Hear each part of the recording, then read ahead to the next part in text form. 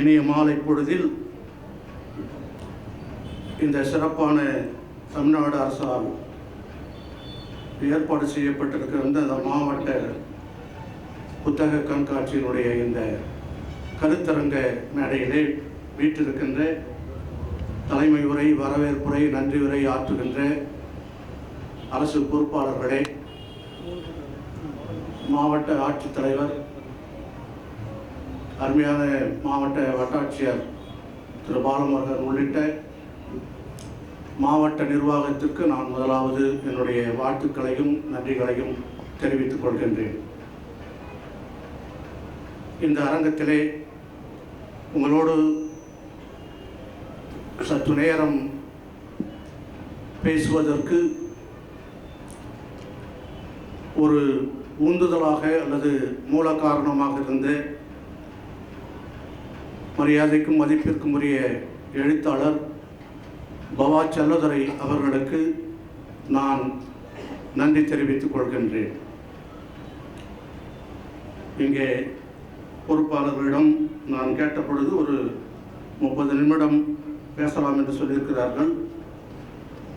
நாம் எவ்வளவு நேரம் பேசுகிறோம் என்பது முக்கியமில்லை, எவ்வளவு நேரம் கேட்கிறார்கள் என்பதும் கொஞ்சம் முக்கியம். ஆனாலும் நான் நேரத்தை பின்பற்றி பேசுவதற்கு நான் பிழைக்கிறேன். என்னோடு பேச கருத்து உரை வழங்க வந்திருக்கின்ற வெற்றி முரசு அவர்களுக்கும் நான் என்னுடைய வாழ்த்துக்களை தெரிவித்துக் கொள்கிறேன்.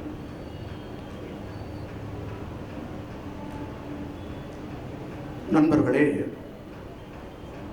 எனக்கு கொடுக்கப்பட்டிருக்கிற தலைப்பு ஐரோப்பியர்களின் தமிழ் தொண்டு.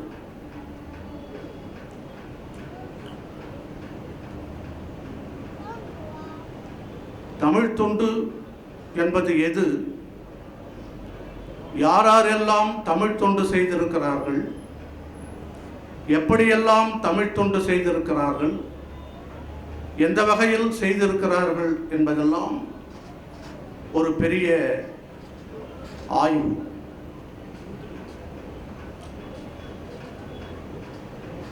அதிலே நம்முடைய தமிழ்நாட்டிலேயே பிறந்து தமிழர்களாக பிறந்து தமிழர்களாகவே வாழ்ந்து இந்த தமிழ் அன்னைக்கு அணிகலன் பலவற்றை அணிந்து மகிழ்ந்த புலவர்கள், கவிஞர்கள், கருத்தாளர்கள், பேச்சாளர்கள் ஏராளமான பேர் இருக்கின்றார்கள். அதே சமயத்திலே மேலை நாடுகளிலிருந்து இந்த நாட்டிற்கு வந்து தமிழ் மொழியை செம்மைப்படுத்தியவர்கள், சீர்மைப்படுத்தியவர்கள், வகைமைப்படுத்தியவர்கள், வாழ வைத்தவர்கள் எண்ணில் அடங்காத திருத்தொண்டர்கள் ஆவார்கள். நம்முடைய நாட்டிலே, பொதுவாக தமிழ்நாட்டிலே ஒரு கருத்து நிலவுகிறது. எடுத்த எடுப்பிலே தொடக்கத்திலேயே அந்த கருத்தினை நான் தெளிவுபடுத்த விரும்புகின்றேன். அது என்னவென்றால், ஆங்கிலேயர்கள் நம்முடைய நாட்டை ஆண்டார்கள். அவர்கள் இங்கிலாந்துக்காரர்கள் மாத்திரமல்ல, டச்சுக்காரர்கள், போர்த்துகீசியர்கள் பலரும் நம்முடைய நாட்டை கைப்பற்றார். நீங்கள் 3 விஷயங்களை வேறுபடுத்தி தெளிவுபடுத்தி பார்க்க வேண்டும். ஒன்று கிழக்கிந்திய வர்த்தக கம்பெனி, இன்னொன்று பிரிட்டிஷ் ஏகாதிபத்தியம், இன்னொன்று இயேசு பெருமானின் நற்செய்தியை இந்த உலகத்திற்கு அறிவிப்பதற்கு உலகமெங்கும் சென்றது போல நம்முடைய நாட்டிற்கும் தமிழ்நாட்டிற்கும் வந்த திருத்தொண்டர்கள். ஆனால் ஒரு துரதிர்ஷ்டவசமாக இதை 3ஐயும் பலர் ஒன்றாகவே பார்த்து பழக்கப்பட்டு விட்டார்கள். காரணம் என்னவென்றால், வரலாற்றை எழுதுகின்றவர்கள் வரலாறு வல்லவர்களால் எழுதப்படுகிறது, நல்லவர்களால் எழுதப்படுவதில்லை. எனவே ஐரோப்பியர்கள் செய்த தமிழ் தொண்டு இந்த தமிழ் சமூகத்திற்கு எத்தனை பேருக்கு தெரியும் என்று நாம் வினா எழுப்பினால் அது மிகவும் அரிதான மக்களுக்கே தெரிந்திருக்கும்.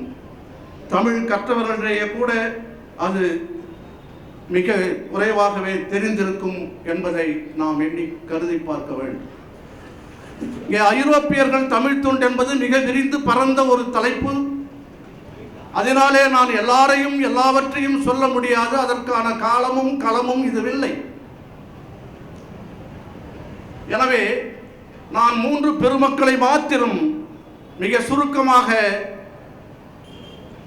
இந்த அரங்கத்திலே தெரிவித்துக் கொள்ள நான் ஆசைப்படுகிறேன். அது முதலாவது வீரமாமுனிவர், பிறகு கால்டுவெல், பிறகு ஜியு போப். இந்த 3 பெருமக்களை மாத்திரம் நான் சுருக்கமாக உங்களோடு சொல்லுகிறேன். இந்த நாட்டிற்கு நற்செய்தி பரப்ப வந்த திருத்தொண்டர்களிலே வீரமாமுனிவரும் ஜீகன்பால்கும் 1600 ஆண்டின் பிற்பகுதியிலே இந்த நாட்டிற்கு வந்தார்கள். கால்டுவெல்லும் ஜியு போப்பும் 1700 பிற்பகுதியிலே வந்தார்கள்.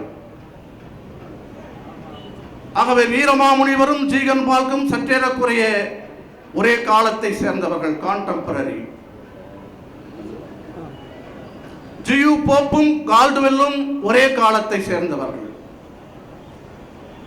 அதிலே வீரமாமுனிவர் அவர் ஒரு துறவி. அவர் காலத்திலே அங்கே திருவிதாங்கூர் பகுதி, தென்னாடு பகுதியிலே வாழ்ந்த சந்தா சாஹிப் என்கின்ற ஓர் சிற்றரசர் அவரை தூய துறவி என்று அழைத்து அவருக்கு அந்த நாட்டின் திவான் பகதூர் பட்டமும் கொடுத்திருந்தார்கள். இன்னொன்று கருத்தையும் இங்கே நான் பதிவு செய்ய வேண்டும். ஆங்கிலேயர்கள், குறிப்பாக மிஷனரிகள் மிக எளிதாக இந்த நாட்டிலே நற்செய்தி பணி ஆற்றிவிடவில்லை. காரணம் என்றால் அரசு அவர்களுக்கு எதிராக இருந்தது. அது பிரிட்டிஷ் சாம்ராஜ்யமாக இருந்தாலும் சரி, போர்த்துக்கல் அரசாங்கம் இருந்தாலும் சரி, பிரெஞ்சு அரசாங்கம் இருந்தாலும் சரி, இவற்றின் மத்தியிலே தான் அவர்கள் நற்செய்தி பணியை ஆற்றினார்கள். அதற்கு ஆதாரமாக வீரமாமுனிவர் சிறையிலே இருந்த வரலாறு, ஜீகன்பால் சிறையிலே இருந்த வரலாறு எல்லாம் நம்முடைய நாட்டிலே இருக்கிறது.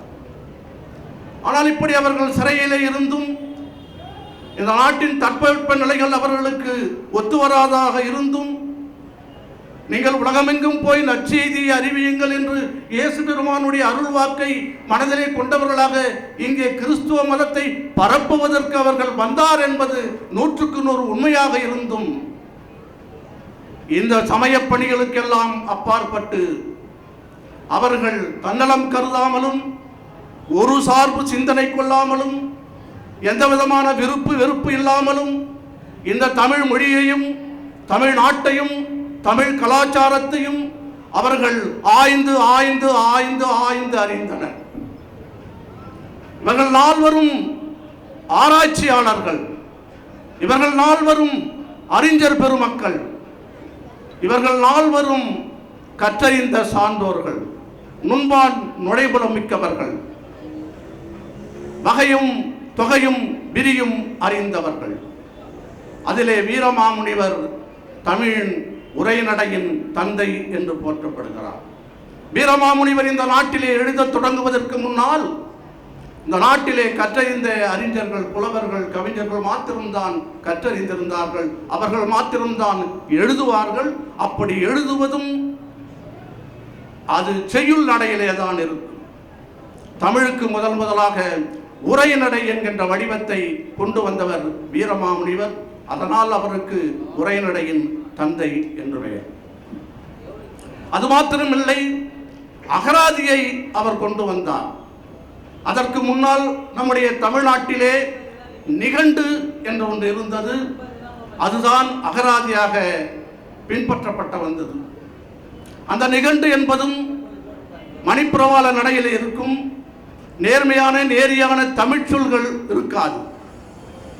காரணம், மணிப்பிரவாள நடை அல்லது வடசொல் விரவிய நடைதான் அப்பொழுதும் இருந்தது. இவற்றையெல்லாம் மாற்றி சதுரகராதி என்பது அவர் இயற்றிய நூல். இந்த சதுரகராதி என்றால் சொல்லகராதி, பொருளகராதி, தொடையகராதி என்று 4 வகையை அதை பிரித்து அந்த 4ஐ தமிழிலே குறிக்கக்கூடிய, அது வடமொழிதான், வடமொழியிலே குறிக்கக்கூடிய சதுரகராதி என்ற ஒன்றை இயற்றினார். இந்த நாட்டிலே நிலவிய 96 வகையான சிற்றிலக்கியங்களிலே கலம்பகம், அம்மானை போன்ற சிற்றிலக்கியங்களை அவர் இயற்றினார்.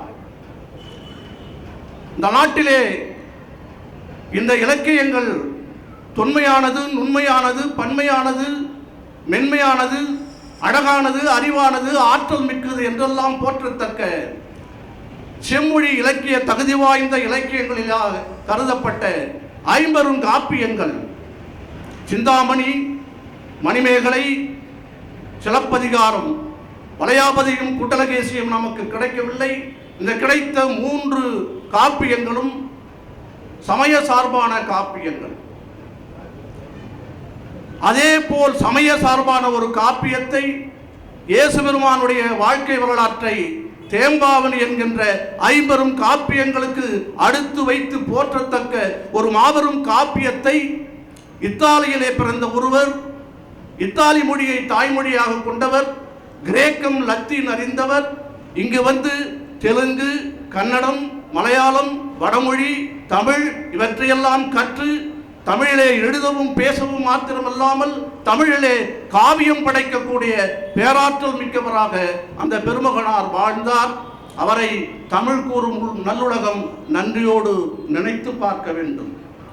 அது மாத்திரமில்லை, ஐந்திரம் தொல்காப்பியத்திற்கு பாயிரம் பாடிய பரம்பாரனர் பாடுகின்ற பொழுது ஐந்திரம் மிக்க என்று பாடுகிறார். அதே ஐந்திரம் மிக்கவர் தொல்காப்பியம். அந்த தொல்காப்பியரை போலவே வீரமாமுனிவரும் எழுத்து, சொல், பொருள், யாப்பு, அணி என்கின்ற 5 வகை இலக்கண நூல்களையும் அவர் படைத்தளித்துள்ளார். இவைகளெல்லாம் ஒரு சிலருக்கு, இந்த நூல்களை பற்றிய ஆய்வு செய்கின்றவர்களுக்கு மாத்திரம்தான் தெரியுமே தவிர பரவலான முறையிலே, வெளிப்படையான நிலையிலே இது தமிழ் கூறும் நல்லுலகத்திற்கு தெரிந்திருக்கவில்லை என்பதை நாம் எண்ணி பார்க்க வேண்டும். இன்னொன்று, அவருடைய பெயர் கான்ஸ்டன்டைன். அந்த சொல்லிலே அதற்கு தைரியம் அல்லது கரேஜ் என்று பெயர். அதை அவர் தைரியநாதன் என்று தன்னுடைய பெயரிலே வைத்துக் கொண்டார். பின்னாளில் வந்த சூரிய நாராயண சாஸ்திரியார் தன்னுடைய பெயரை பரிதிமார் கலைஞர் என்று மாற்றிக்கொண்டார் என்றால், அவ்வாறு மாற்றிக்கொண்டதற்கு முன்னோடியாக இருந்தவர் இந்த கான்ஸ்டன்டைன் நோபல் பெஸ்கி என்பவர் தான்.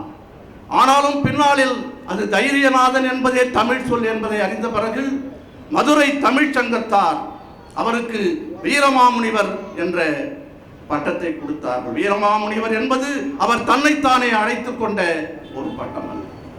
அது மாத்திரமில்லை, அதே தமிழ் சுமைத்திலே பாண்டித்துறை தேவர் தலைமையிலே அமைந்த ஒரு கூட்டத்திலே இவருக்கு செந்தமிழ் தேசிகர் என்கின்ற பட்டத்தை அவர்கள் வழங்கி இருக்கிறார்கள். வீரமாமுனிவருடைய தமிழ் கொடை மிக மேலானது, சிறப்பானது, உயர்வானது. நன்றியோடு நினைக்கிறது. எழுத்து முதல் எழுத்து சீர்திருத்தம். இப்பொழுது நாம் குறில் நெடில் உயிர்மையிலே உயிர் எழுத்தல் எல்லாம் போடுகிறோம். ஏ குறில், ஏ நெடில் போடணும்னா ஏ போட்டு மேலே ஒரு புள்ளி வைக்கணும். ஓ குறில், ஓ போடணும்னா ஓ போட்டு மேலே ஒரு புள்ளி வைக்கணும்.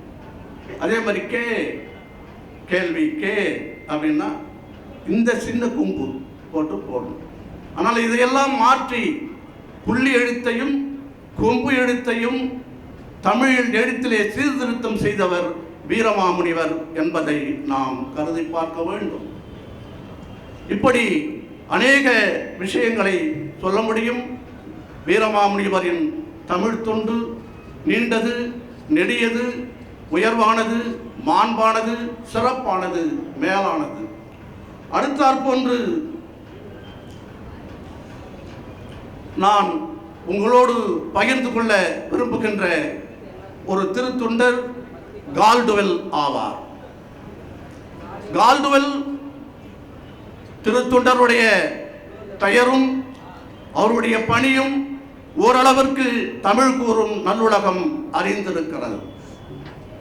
இந்த காலத்திலே இப்பொழுது கால்டுவெல் அவர்களை குறித்து மாறுபட்ட அல்லது எதிர்மறையான சில கருத்துக்களை சொல்லுகிறார்கள். அதையும் கற்றறிந்தவர்கள் சற்று தெளிவுபடுத்திக் கொள்ள வேண்டும். கால்டுவெல் திருநெல்வேலி மாவட்டத்திலே திருத்தொண்டு புரிந்த, சமயத்தொண்டு புரிந்த ஒரு தமிழறிஞர். அவர் கிளாஸ்கோ என்கின்ற பல்கலைக்கழகத்திலே பட்டம் பெற்றவர். கப்பலிலே அவர் வருகின்ற பொழுது அவரோடு 6 நண்பர்கள் வந்தார்கள். அதில் 2 மாத்திரம் சமய தொண்டாற்ற வந்தவர்கள், மற்ற 4 அரசு அலுவலர்கள். கப்பலிலே 6 மாதம் 7 மாதம் அவர்கள் பயணம் செய்து வருகின்ற பொழுதே தமிழ் மொழியை அங்கே கற்றுக்கொள்கிறார். இன்னொரு நண்பர் தெலுங்கையும், இன்னொரு நண்பர் கன்னடத்தையும், இன்னொரு நண்பர் மலையாளத்தையும் கற்றுக்கொள்கிறார். தமிழகத்திலே வாழ்ந்த காலத்திலே இந்த 4 நண்பர்களும் தொடர்ந்து தொடர்ந்து தொடர்ந்து சந்தித்து இந்த 4 மொழிகளையும் குறித்து அவர்கள் ஒப்பாய்வு செய்கிறார். அதன் பிறகு அவர் மிஷனரியாக தமிழ்நாட்டிலே வந்து அங்கே திருநெல்வேலி பகுதியில் இடையங்குடி என்கின்ற ஒரு ஊரிலே அவர்கள் அங்கேயே வாழ்ந்து அங்கேயே அவர்கள் மடிந்தார்கள்.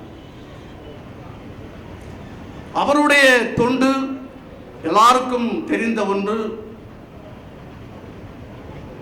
திராவிட ஒப்பிலக்கம், a comparative study of Dravidian languages என்கின்றது. இதை நாம் சற்று நுட்பமாகவும் நேர்மையாகவும் இதை நாம் கருதி பார்க்க வேண்டும், நடுநிலையோடு நாம் பார்க்க வேண்டும். அதற்கு முன்னால் கால்டுவெல் இந்த ஆராய்ச்சியை செய்வதற்கு முன்னால் இந்தியாவில், குறிப்பாக தமிழ்நாட்டில் என்ன நிலை இருந்தது என்பதை நாம் கருதி பார்த்தால், இந்த நாடு முழுவதும் அறிவின் பொக்கிடமாக, ஆற்றலின் பொக்கிடமாக, பல கலைகளின் பொக்கிஷமாக வடமொழி இருக்கிறது என்கின்ற ஒரு மேலாண்மை, ஒரு ஆதிக்க நெறி இந்த நாட்டிலே மாத்திரமில்லை. வில்லியம் போன்றவர்கள், மார்க்ஸ் முல்லர் போன்றவர்கள் ஆங்கிலத்திலே, லத்தீனிலே, கிரேக்கத்திலே வடமொழியை பற்றி சிலாகித்து எழுதிய நூல்கள் எல்லாம் உலக அறிஞர் அரங்கிலே வடமொழி என்கின்ற ஒரு மொழி உண்டு. அந்த மொழி தேவபாடை, எல்லா இலக்கியங்களும், எல்லா இதிகாசங்களும், எல்லா அறிவு நுட்பங்களும் அந்த நூலிலேதான், அந்த மொழியிலேதான் இருக்கிறது என்று கருதி கொள்கின்ற காலகட்டத்தில் இந்த பெருமகனார் இந்த தமிழ்நாட்டிலே வந்திறங்கி தமிழ் மொழியை ஆய்ந்து, அப்படியெல்லாம் ஒன்றுமில்லை, திராவிடம் என்பது, ஆரியம் என்பது வேறு மொழி குடும்பம், சமஸ்கிருதம் என்பது வேறு மொழி குடும்பம், திராவிடம் என்பது வேறு மொழி குடும்பம் என்பதை கண்டறிந்தார். இந்த திராவிட மொழியை பற்றி அவர் ஆராய்கின்ற பொழுது தெலுங்கு, கன்னடம், துளு, மலையாளம் எல்லாவற்றையும் நுணுகி ஆராய்கின்றார். அப்படி ஆராய்கின்ற பொழுதுதான் இந்த மொழிகளுக்கெல்லாம் வேர்ச்சொல், பெயர் சொல், வினைச்சொல், தொகைத்தொடர், சொற்றொடர்கள், எழுவாய், பயனிலை, செயபடு பொருள் என்று நீ எந்த இலக்கண கூறுகளை எடுத்துக்கொண்டாலும் அந்த இலக்கண கூறுகள் எல்லாம் தமிழில்தான் இருக்கிறது, தமிழிலிருந்துதான் இது வந்தது என்பதை அவர் வரலாற்று பூர்வமாக, மொழியியல் பூர்வமாக, லிங்குஸ்டிக்ஸ் என்பதை நாம் சொல்லுகிறோம், மொழியியல் பூர்வமாக ஆராய்ந்தார். தன்னுடைய கருத்துக்கு அரணாக அவர் எடுத்துக்கொண்டது மிகவும் ஆச்சரியமான ஒரு விஷயம். அது என்னவென்றால், பணுவல்களிலே, நூல்களிலே இலக்கியங்களிலே வட சொற்கள் கலந்தும் விரவியும் இருக்கிறது என்பது உண்மைதான். அந்த உண்மையை அவர் ஏற்றுக்கொண்டார், மறுக்கவில்லை. ஆனால் அவர் என்ன ஆய்வு செய்தார் என்றால், எளிய மக்கள், சாதாரண மக்கள், கிராம மக்கள், தெருக்களிலே, வீதிகளிலே, வீடுகளிலே பேசுகிற மக்கள் மொழியிலே ஒரே ஒரு வட சொல் கூட இல்லை. அவர்கள் முழுக்க முழுக்க தனித்த தமிழ், தனி சொல் பேசுகிறார்கள். ஆகவே வட்டார வழக்கில், கிராம வழக்கில், குடும்ப வழக்கில் இந்த மொழி கலக்காததினாலே தமிழ் மொழி தனிமையானது, தொன்மையானது, சிறப்பானது, மேலானது என்று அவர் கண்டறிந்தார். அது மாத்திரமல்லை, பேராசிரியர் சுந்தரனார் அவர்கள் தமிழ்த்தாய் வாழ்த்தை பாடுகின்ற பொழுது கன்னடமும் கலிதெலுங்கும் கவியின் மலையாளமும் உன் உதிரத்து உதித்து ஒன்று வளவாயிடினும் ஆரியம் போல் வழக்குடிந்து சிதையா உன் சீரமை திறம்பியந்து செயல் மறந்து வாழ்த்துதுமே வாழ்த்துதுமே என்று அவர் பாடியது, அவர் வாழ்த்தியதற்கெல்லாம் மூல காரணம் இந்த கால்டுவெல்லின் ஆராய்ச்சி என்பதை நாம் எண்ணி பார்க்க வேண்டும். அதனால்தான் ஒருவேளை கால்டுவெல் அவர்களை பற்றி பேரறிஞர் கைலாசபதி அவர்கள் சொல்லுகின்ற ஒரு கருத்தை சொல்லி கால்டுவெல்லின் தொடர்பான கருத்தை நான் நிறைவு செய்ய விரும்புகிறேன். அதை நான் உங்களுக்கு படித்து காட்டுகிறேன். கலாநிதி கைலாசபதி அவர்கள் இவ்வாறு குறிப்பிடுகின்றார்: தமிழர் சமயம், தனித்தமிழ், இந்தி எதிர்ப்பு, சுயமரியாதை இயக்கம், தமிழ் பாதுகாப்பு, தமிழ் அரசு போன்ற கருத்தோட்டங்கள், இயக்கங்கள், எழுச்சிகள், கோரிக்கைகளுக்கும் கால்டுவெல் பெருமகனாரின் மொழியியல் கருத்துக்கள் தான் தோற்றுவாயாக அமைந்துள்ளன என்பது பேருண்மை. பிற்கால அரசியல், சமூக இயக்கங்கள் பலவற்றின் ஆன்மீக தந்தையாக பாதிரியார் விளங்குகின்றார். அந்த வகையில் பேராசிரியர் சுந்தரம் பிள்ளை பாதிரியாரின் ஞானபுத்திரன். அவருக்கு பின்னால் வந்த மறைமலையடிகள் போன்றவர்களெல்லாம் ஞான பௌத்தர்கள். இது என்னுடைய வாசகமோ என்னுடைய ஆய்வோ இல்லை, கலாநிதி கைலாசபதியினுடைய ஆய்வு. கடைசியாக நிறைவு செய்கின்ற வகையிலே ஜியு போப் அவர்களை பற்றி ஒரு சில வாசகத்தை நாம் சொல்ல விரும்புகின்றேன். ஜியு போப் பற்றி என்னுடைய ஆசிரியர் ஒருவர் நாம் படிக்கின்ற பொழுது சொன்னது எனக்கு நினைவுக்கு வருகிறது.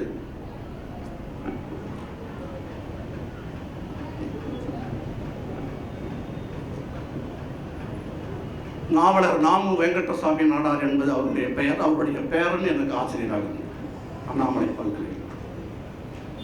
அவருக்கு ஜியு போப் எழுதிய கடிதம் இன்றும் அவருடைய வம்சாவழியினர் வைத்துக் கொண்டிருக்கிறார். செல்வகேசவராயர், நாமு வெங்கடசாமி நாயுடர் போன்ற பேரறிஞர்களோடு ஜியு போப் தொடர்பில் இருந்திருக்கிறார். நம்முடைய நாட்டிலே நாம் பெரிய அறிஞர்கள், பெரியவர்கள் எல்லாம் கடித முகப்பிலே லெட்டர் பேடுன்னு சொல்லுது, ஏதாவது வாசகம் திருக்குறள் போடுவார்கள், கிறிஸ்துவலாக இருந்தால் பைபிள் வசனம் போடுவார்கள். சில பேர் அவர்கள் அந்தந்த மத குறிப்பில் நான் பிள்ளையார் சொல்லி அது மாதிரிலாம் போடுவார். நான் ஜியு போப்புக்கு ஒரு பழக்கம் உண்டு. யாருக்கு கடிதம் எழுதினாலும் கடிதம் எழுதுவதற்கு முன்னால் ஒரு திருவாசகத்தை அவர் எழுதுவார். ஒரு முறை இந்த பெருமகனாருக்கு அவர் எழுதிய திருவாசகம் எழுதும்போது அந்த கடிதம் சற்று அவருடைய தண்ணீரை அதற்கு நனைந்து போய்விட்டது. ஆனால் அந்த கடிதத்தை அவர் மாற்றாமல் அதே கடிதத்திலே எழுதினார். காரணம் என்னவென்றால், திருவாசகத்திற்கு உருகாதார், ஒரு வாசகத்துக்கும் உருகாதார் என்பது இந்த கடிதமே சான்று என்று நீங்கள் உங்கள் தலைமுறைக்கு காட்ட வேண்டும் என்பதற்காக இதை நான் அப்படியே உங்களுக்கு அனுப்புகிறேன் என்று அவர் எழுதியிருந்தார். நண்பர்களே, ஏதோ ஜியு போப் என்பவர் இங்கு வந்தார்கள். ஒரு முறை அன்பு நண்பர் பவா அவர்கள் இங்கிலாந்து சென்றிருந்த பொழுது அங்கே ஜியு போப் கல்லறையிலிருந்து எனக்கு தொலைபேசியில் அழைத்தார். சார், நான் ஜியு போப் கல்லறையில் இருக்கிறேன், அன்றுதானே அவர் இந்த தலைப்பில் நீங்கள் ஒரு நாளைக்கு பேச வேண்டும் என்று எனக்கு அங்கிருந்தே சொன்னார், தொலைபேசியில் சொன்னார். அதனுடைய விளைவுதான் என்று நான் உங்கள் மத்தியிலே இதை பேசினேன்.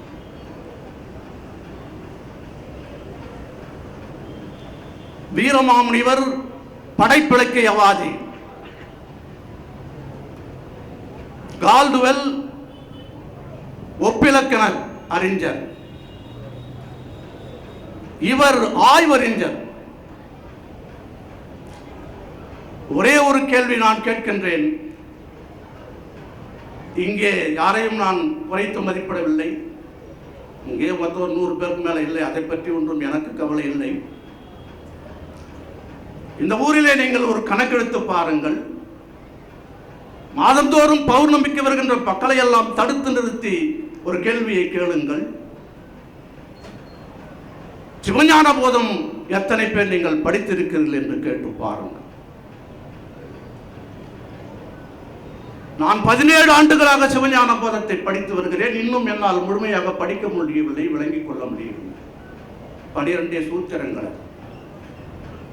இந்த சிவஞான போதத்தை ஜியு போப் அவர்கள் ஆங்கிலத்திலே மொழிபெயர்த்திருக்கிறார்.